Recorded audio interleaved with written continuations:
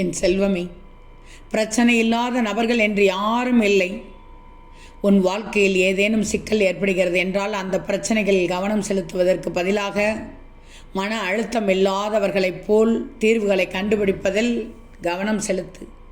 இந்த மனநிலையால் சவால்களை நேர்மறையான மனநிலையோடு அணுகலாம். தடைகளை வளர்ச்சிக்கான வாய்ப்புகளாக பார்க்கலாம். இதனால் மன அழுத்தம் குறையும். எதையும் திட்டமிட்டு செய்.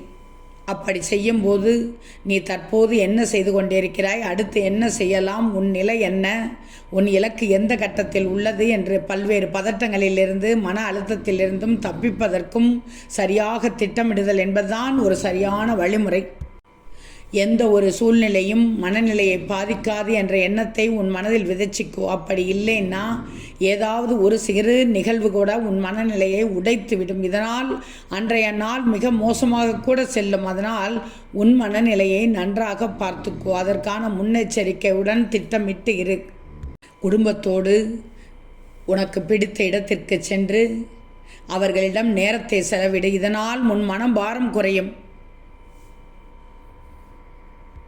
தயவு செய்து மனதை நோகடிக்கும் எதிர்மறை மனிதர்களிடமிருந்து விலகிவிடு. நல்ல வழிமுறைகளை தேடு. மன அழுத்தம் தரும் எண்ணங்களை, உணர்வுகளை தூக்கி எறிந்துவிடு.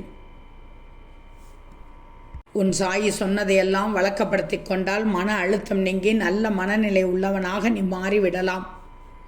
ஓம் சாயிராம்.